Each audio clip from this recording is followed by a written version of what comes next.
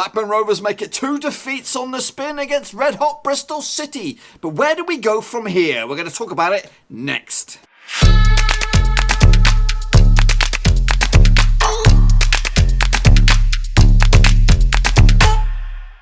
That's right, folks, back once again with another match review, this time looking back at Blackburn Rovers' dire performance against Bristol City at Ewood Park, and we'll get to that in just 1 second. If you're new to the channel, smash your subscribe. We'll keep you bang up to date with all things Blackburn Rovers related, Championship related, woo, football related. We've got it all here under one roof. Now that match, let's talk about it. It was a dire one, folks. Absolutely dire up against Bristol City. Not many chances to get ourselves excited about in a very sort of, I don't know, what could we describe it as a chess match for the first half anyway. Bristol City definitely looked the better side in front of 13,593 fans in attendance, around about 1,600, something like that for Bristol City fans. So yeah, Rovers. Well, I actually fancied our chances going into this game, despite the fact that Bristol City were in red-hot form, winning, what was it, 8 on the spin? I don't know if they won 8 now or 8 prior, but they've been on a really good run of form. But I thought, at home, anyone could come. We've beaten Leeds at home, we've beaten West Brom at home, we've beaten some of the big boys along the way, and I thought today was going to be another day that we would get something at least. I think a draw would have been a fair result prior to kickoff. But I never ruled out winning. I thought it was definitely on the agenda, but today Rovers just never showed up.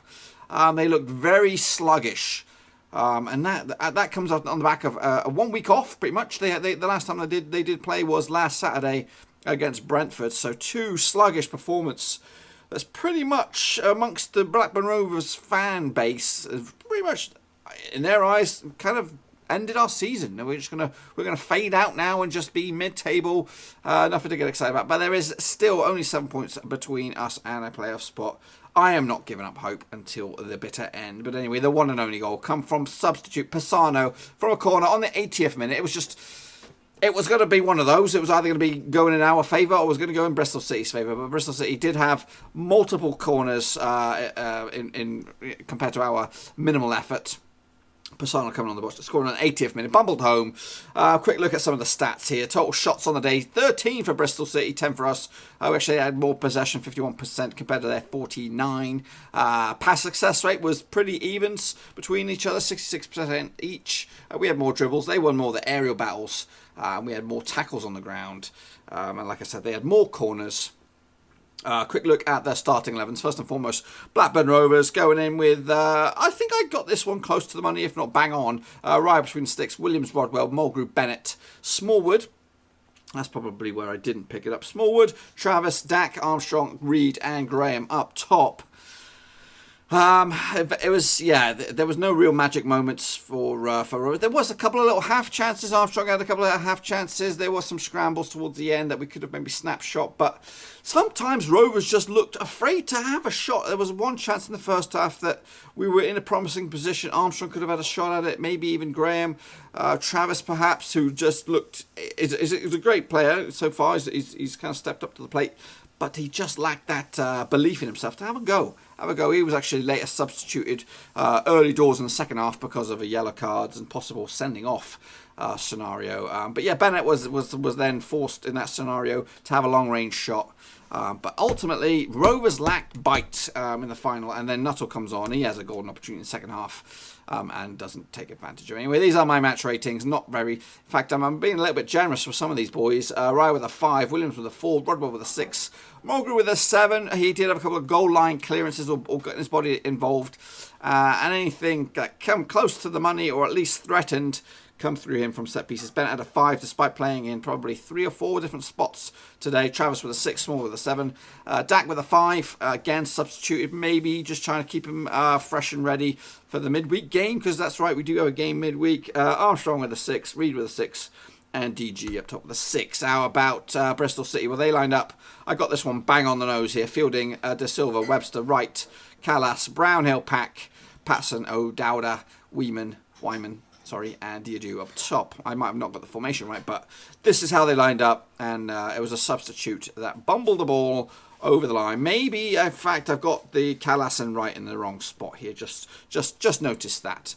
Anyway, let's take a look at some more stats for you. There's some of the shots that took place. We are the orange. They're the blue, obviously. A lot more shots from Bristol City. That shouldn't be happening. Should not be happening at Ewood Park. We should be the team that outperforms the other team, the visitors, no matter who they are. Okay, maybe if you're an elite Premier League team, but against Leeds, I think it was more of a level playing field. But we're getting outplayed by a team I think that we ultimately are better than. It's just the way the season's pan out, and obviously Bristol City are a good side. Especially at their place, and they are causing problems up and down the division. But ultimately, I think we should have at least outperformed them, shots wise, possession wise, and all that kind of stuff. We did have more passes than they did, but only just. We had more touches than them, but only just. But we didn't put them to full effect. They were found offside more than us 4 times. And we just got the once. Down the bottom there, you can see where the shots took place. Anyway, here's a heat maps for you if you're a heat map man, just like me. And again, Rovers using, looks like the right-hand side of the pitch more often than the left. And that's, Armstrong was our key to this game. Obviously, he's in rich vein of form, just fresh off the back, winning Player of the Month. But it looks like we used the right-hand side more often than we did the left. I'm not sure if that's by choice or that's just the way it panned out. And on the flip side, Bristol City using their wings to good effect, and in the middle of the park defensively, Webster is a phenomenal defender, and they'll be lucky to hold on to them for another season. I think a Premier League club such as a Cardiff or one of those teams scrapping at the bottom of Brighton, someone like that could do with Webster in the Prem. Anyway, before we get stuck into this game a little bit more, we'll take a look at the results elsewhere. Obviously, Friday night, there was a belter of a game. Villa against United ended up being 3 goals apiece. Earlier today, Middlesbrough and Leeds duked it out with a 1-1 draw. Swansea picked up a 1-0 win over Millwall. Rotherham and Wigan drew 1-1. Our next opponents, where are they? Reading. They drew with Steve Bruce. Sheffield Wednesday away from home. So that's a big result for Reading at the bottom of the table. Hull lost against Derby. Birmingham against QPR, 7-goal thriller there. 4-1 at half-time in favour of Birmingham. QPR making a game of it. Preston beat Bolton in the North West clash. Forest beat Brentford 2-1. And later on today, Stoke against West Brom. And tomorrow, it's the East Anglia Derby. Top versus bottom. Well, it was top versus bottom because Leeds have regained top spots after that point. And speaking of the table, Leeds tops, Norwich second, Sheffield United are in third now, Middlesbrough fourth, West Brom fifth, and Bristol City are in sixth spot.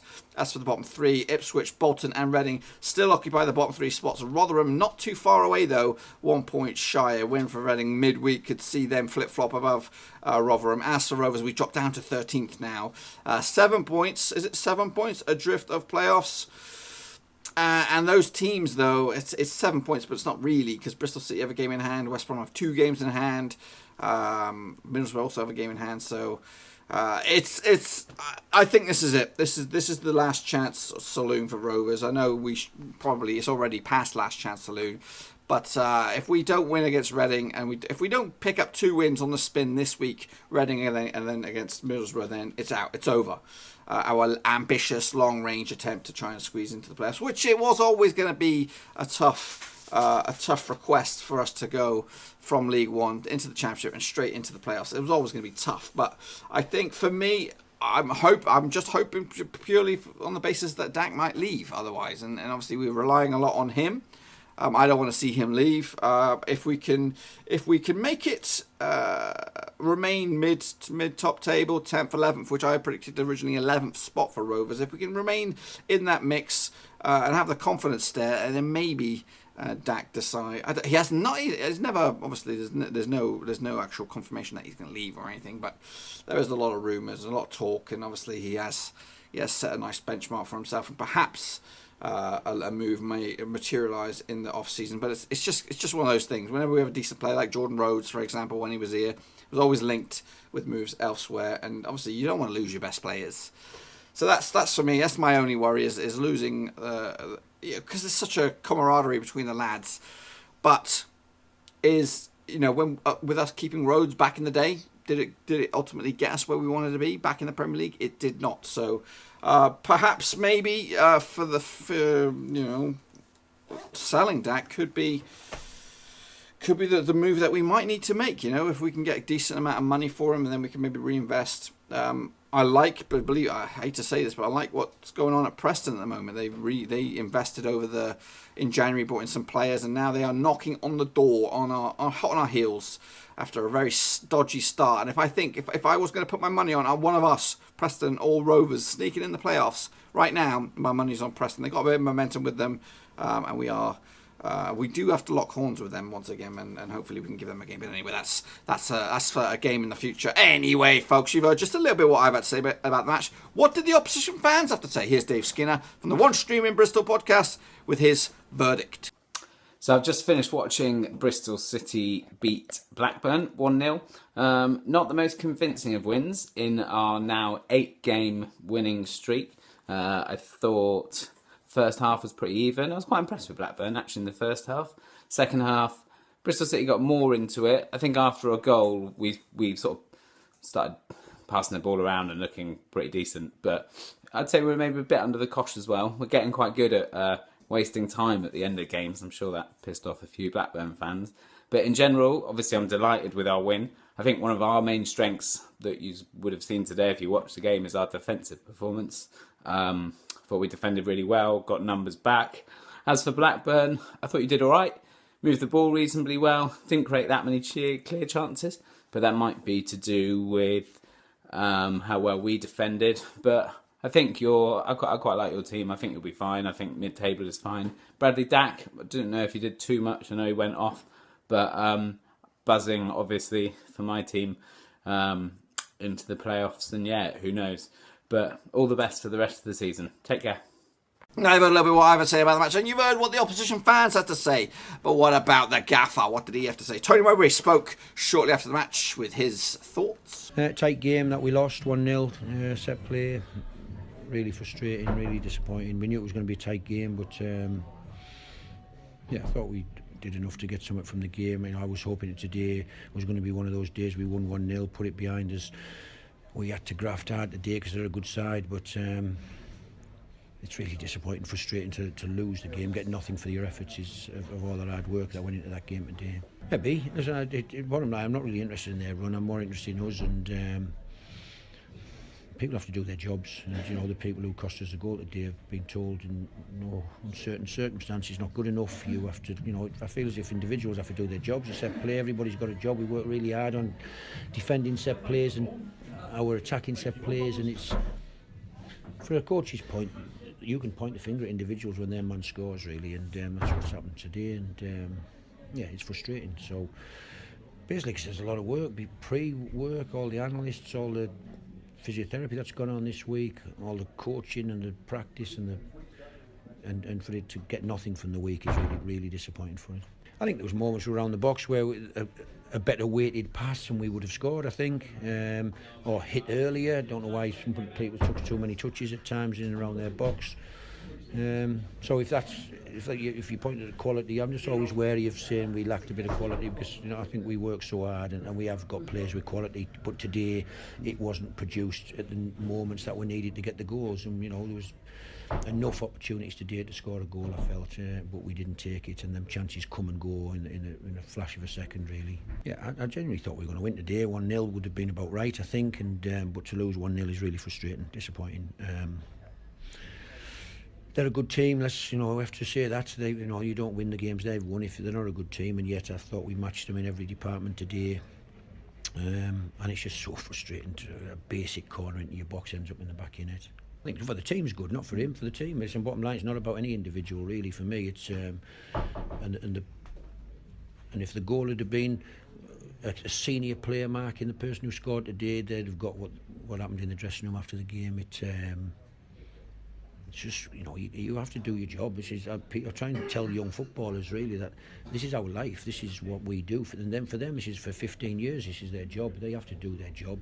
And your man does not score. Because if your man keeps scoring every single week and we keep losing, you can't expect to get picked or get a new contract or move forward. It's life, and so that's the frustration. I'm talking a bit emotionally there. It's our job. It's what we do, and you cannot let people score goals if it's your man. Do your job. And we'd have taken the 0-0, been disappointed, put the point in the bag, moved on. But no points from a lot of hard work is very disappointing for us all. I think so. Yeah, it was a little bit of making sure that Corey will be fine moving forward. I thought he was our best player against Hull the other week. I thought he's trained fantastically well early part of the week, and yet he just felt his thigh a little bit in training, and there was no real need to put him through 90 minutes of real hard work and then miss him for 6 weeks because his thigh, little tight strain, becomes a tear or a rib. Meanwhile, I didn't go there, completely forgot it. What's going on next week, or midweek, should I say, in the old Championship? Obviously, we take on Reading on Wednesday. That is at the Majeski. As for today's opposition, Bristol City, they will be taking on, I can't even see them. Where are they? They are taking on QPR back at Ashton Gate. Other games taking place. Millwall take on Sheffield Wednesday. Hull take on Rotherham. Birmingham up against Bolton. West Brom versus Notts Forest. Brentford up against Aston Villa. Fruity, that one. David Smith returns to Griffin Park. Leeds up against Swansea. Another difficult one there. Preston up against Norwich. That's going to be tricky. I expect Preston to give them a game. Ipswich up against Derby. Wigan, Stoke. Sheffield United against Borough. Anyway, what else? You heard what the gaffer, you heard what the opposition fans, and you heard a little bit about me. But what else has been going on social media? Well, over on the BRFCS.com forum, some of the fans have been very vocal. Husky said this: "Can we finally call our season over now, guys? In my opinion, there is no more mouth-watering games to come. No chance of us going up or down. Stability." And he puts lots of Z's after it. Meanwhile, Simon Garner's 194 said this: "Very poor result and performance. More atmosphere on the moon than at Ewood." Indeed, it was very, very dire from where I was sitting, which was not at Ewood. I was back at home. I couldn't hear anything. Jeff Rover said this: "Very disappointing. We looked very leggy and laboured throughout the match. Lots of huff and puff, but no cutting edge. Be interesting to see what Mowbray says after the match." Well, you just heard it. However, let's not lose sight of the fact that we're pretty much the same side as last year, and we're in the top of the Championship, in my opinion, performing above expectation. I find the culture of having a scapegoat for every defeat very odd. Just accept that we were beaten by the better side today. It's healthier for us all. Planning for next season now starts in earnest." Very, very good words there. Micah said this: "Absolutely frustrating. The first substitution to bring Nyambi on and push Bennett further up the field was the right decision, but taking Dak off and moving Bennett central made no sense. Bennett was actually looking good on the right wing before that." I stick my thoughts in the first half. Graham wasn't offering enough in attack. If Mowbray didn't spend money in January, he absolutely has no place. Yes, has to place faith in Brereton and let him play games like this. The last change did not work at all, and the decision to drop Bell for Williams clearly didn't pay off either. Mulgrew and Rodwell were excellent today, though. I thought Smallwood was back to his best. I agree. I think Smallwood got my man of the match with his crunching tackles, keeping them at bay a little bit. Tom also said this: They aren't a team of world beaters. In fact, there's only a couple of teams in this league that stand apart. We aren't miles away and still as competitive as we've been since Rudy, Rhodes and King days. On days like today, the Brereton investment seems criminally wasteful, though. Close to a squad that can compete, and we don't bring on our 7 million man when trailing." Indeed, Big Dog Steel said this: "A half-hearted performance with too much chopping and changing during the game from Mowbray. Piss poor all around." But anyway, that's what they had to say about the match. You know what I've had to say. What do you guys have to say at home? Drop your own comments in the section down below and let me hear what you got to say. And that, my friends, is going to wrap up this episode, or this video, should I say. If you enjoyed it, make sure you smash the thumbs up. If you're new to the channel, smash the subscribe. We'll be back previewing the Reading game in less than 24 hours, boys and girls. Yes, the games are coming thick and fast. The game is on Wednesday. Yeah, that one. I'm not gonna dig too much into it now, but that one, obviously, the game at Ewood between Reading ended up, I think it was a 2-2 scoreline, and we were 2-0 down at that point. So let's not underestimate Reading. They are struggling, but new manager since then, I believe. And they're ticking away. They're ticking a by and getting points on the board, and they were lucky. Well, they picked up a valuable point today against Sheffield Wednesday as well, which is obviously the Steve Bruce effect is something. But yeah, difficult one if we can. And I know it's a big ask, but if we can pick up a win against Reading and then follow that up with a win against Middlesbrough, difficult that to see 2 wins on the spin for Rovers at the moment when we can't really get a shot on goal with any venom. But anyway, hopefully we can. Anyway, I'm going to get out of here and let you go. Till then, thumbs up, subscribe. Chat for me. Thanks again for watching. Please like, share, and most importantly, hit the subscribe button to keep you bang up to date with all things Blackburn Rovers related, Championship related, football related. We've got it all covered right under one roof. And while I still have you, please be sure to check out some of the old videos scattered along here. I hope.